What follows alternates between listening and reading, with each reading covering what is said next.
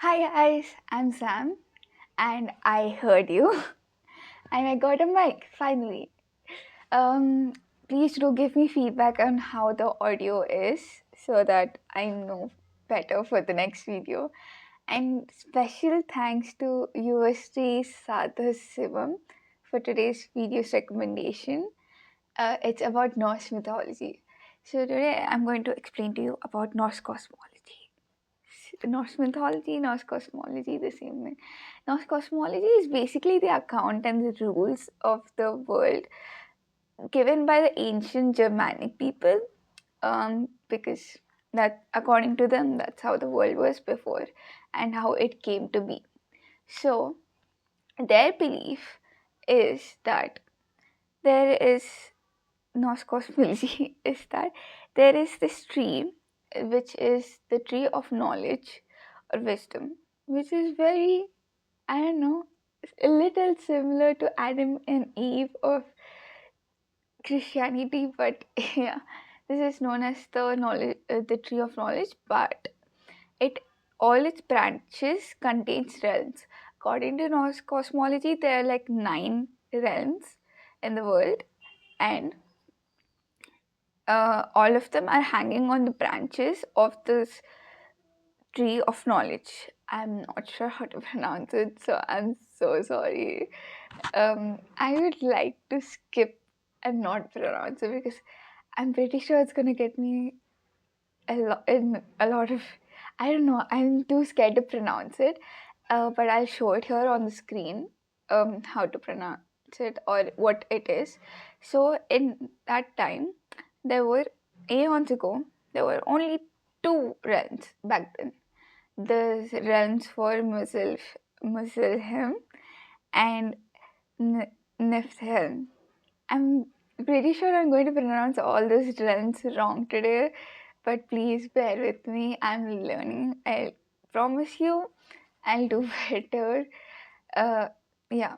So there's Musilhelm and Niflheim.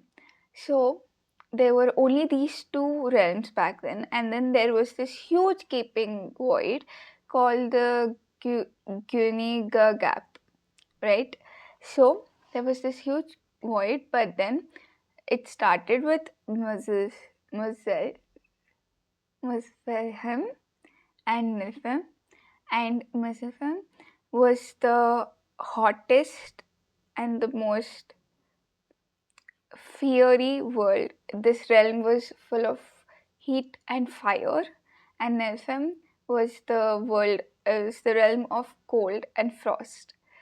And eventually, after a few years, the the Muspelheim hotness melted the ice in Nilfheim, and from the melting of it, like while you're melting ice on fire, you suppose, comes vapor, and while melting the ice of Nilfheim, out comes Ymir. Attack on Titan reference. Ymir, the first giant, the biggest giant, and then after the ice melts slowly, then there comes Amuda, a cow. So Amuda basically took care of Ymir, the big first giant. It used to go lick ice blocks, and little by little it would bring it back so that Ymir could eat it or drink it and stay alive. But then, while licking the salt primes one day, out came Burus, one of the first Aesir deities to ever exist. And then, after which, Burus' kids killed Ymir, the giant tyrant, and they made the 9 realms out of his body, except those 2 realms which already existed. And then there was this gaping void, right, that I talked about earlier. And that gaping void, they made heaven out of his skull, and then they made earth out of his body. His flesh was the land. His blood was the sea, and then his teeth and the grimes of his bones were the stones and granite, and much other stuff, and then they built hell. And you know what they did? Nilfim, the fire and hot place, they took the sparks of the fire from Nilfim and threw them into the void, which gave light to both heaven and earth equally. So that is what happened. And now I'll list you all 9 realms. There was Muspelheim and Nilfheim, as I started with, and then there was Asgard, Jotunheim, and then there was Midgard, Vanheim, and then there was Alfheim, and then there was Nidavellir, and then there was Hell. Hell, everyone knows what hell is. I'm so sorry if I'm pronouncing any of these wrong. Please forgive me. So I'm gonna start talking about these realms, right? So, Muzaffar, as you know, that I already talked about, it was one of the most first realms to exist, which is cold and filled with frost and ice. And then there is Nilfheim, which is the second one. Only these two existed in the starting, from which out came the other realms. I mean, out came the species which created the other realms.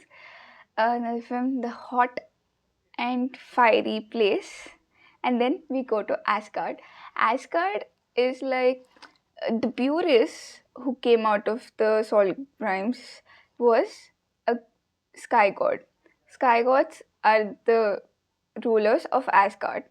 So Asgard is like a place that is aiming for perfection. It is like only wanting perfection because it is ruled by gods, obviously. And then the ruler of the Asgard is Odin. And then obviously, you know Thor and Loki, right? Any Marvel fan like me would know Thor and Loki. So there was this rainbow bifrost connecting the Asgard realm to the Midgard realm. Midgard realm is the earth. So sometimes Thor and Loki would cross over to antagonize humanity or help humanity, depending on their mood or how the human or how humans were acting, I guess. And then Asgard was almost wiped out because of the war between Asgardians and Vanir, the civilians of Vanilheim.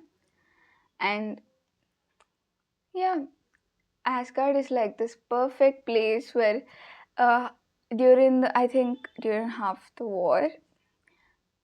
war, half of the soldiers would roam around in the garden of Asgard and the other in some hall, which was seen over by Freya, which is something confusing that I did not understand. Freya, um, Asgard is supposed to be a beautiful place.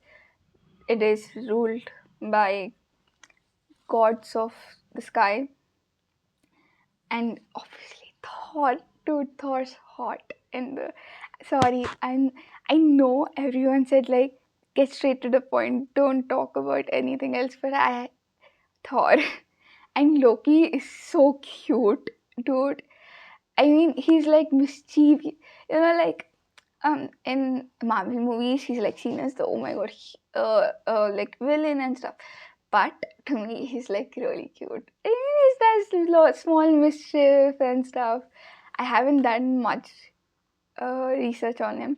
If you guys want, I can give you like a video where I'm talking about a specific god, like even in Greek mythology or even in this. I can talk to you. I can make a video about a specific person or a specific god for the entire video. Okay, and then next, let's move on from Asgard.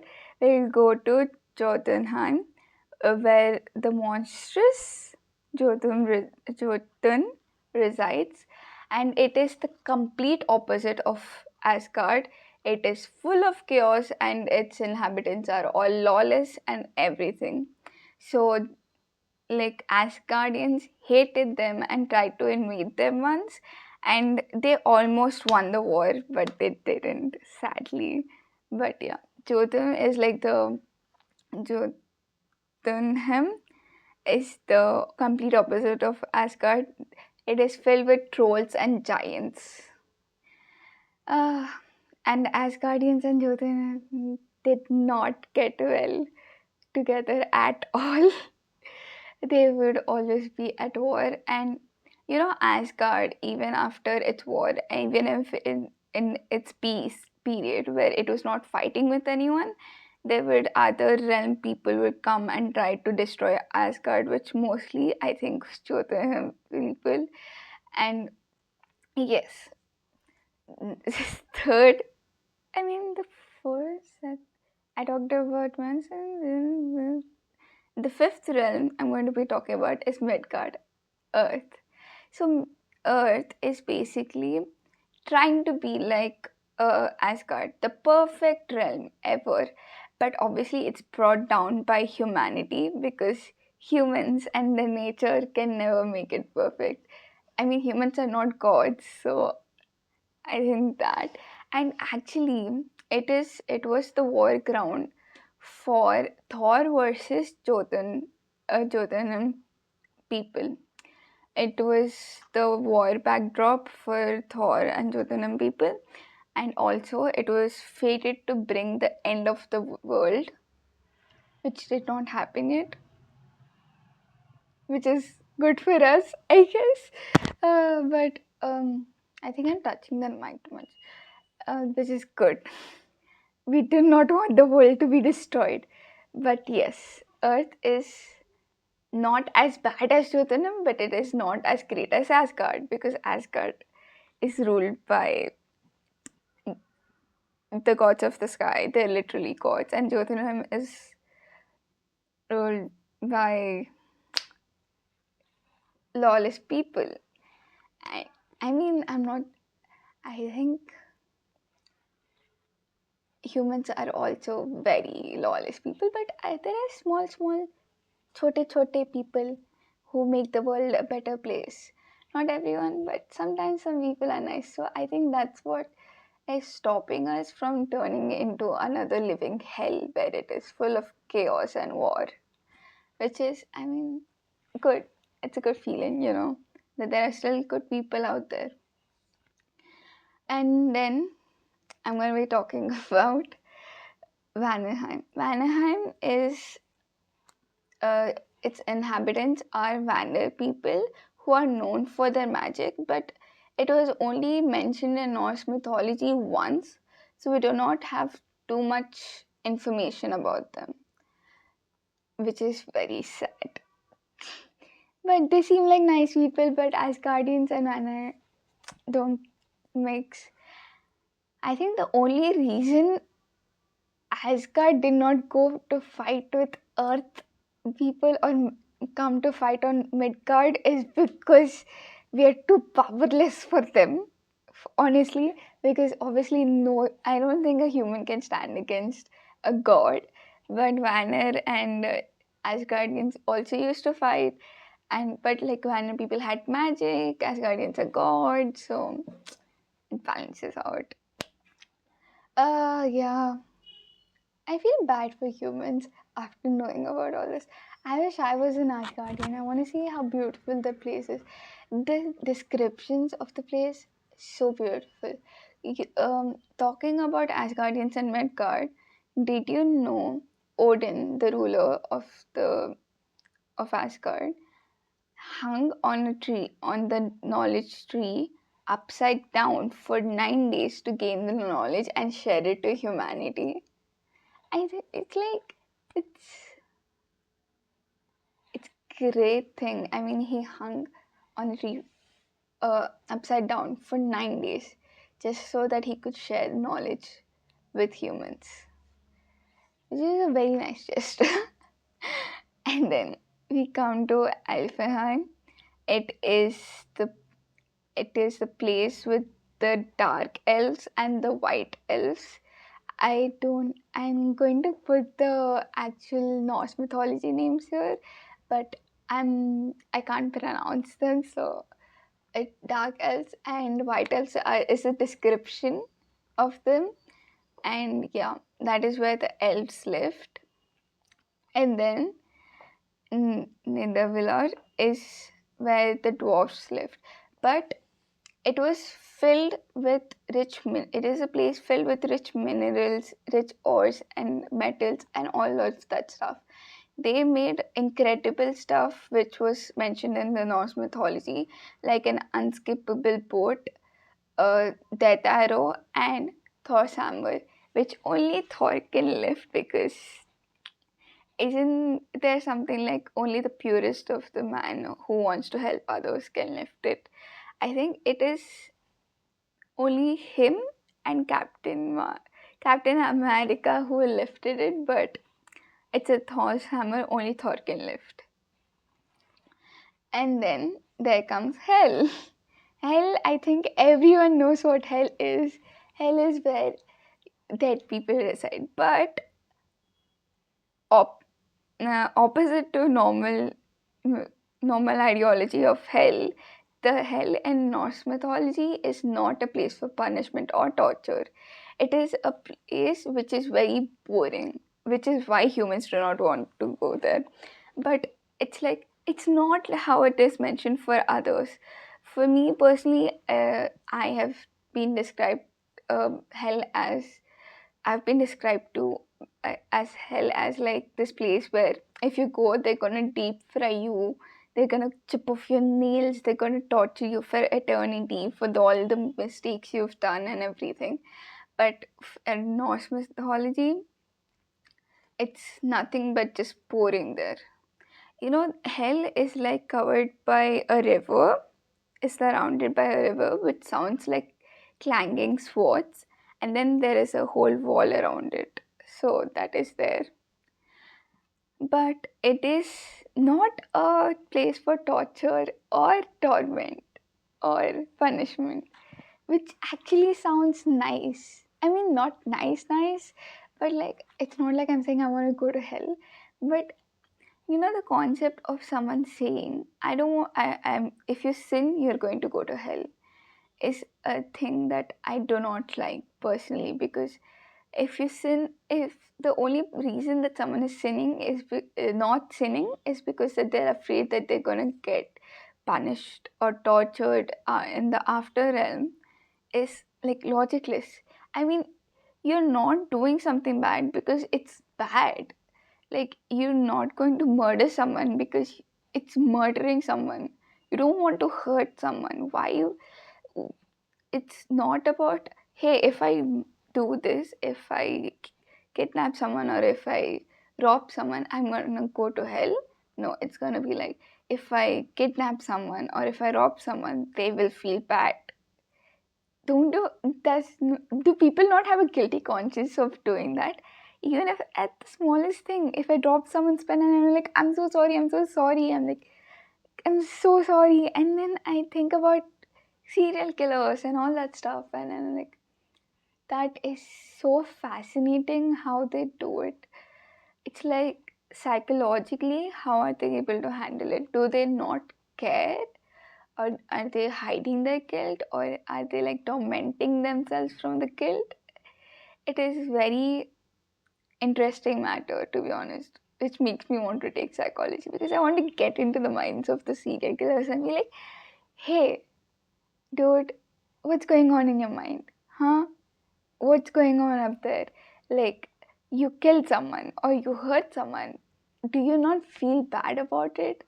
Do you only feel bad about it because you're going to have to face the consequences?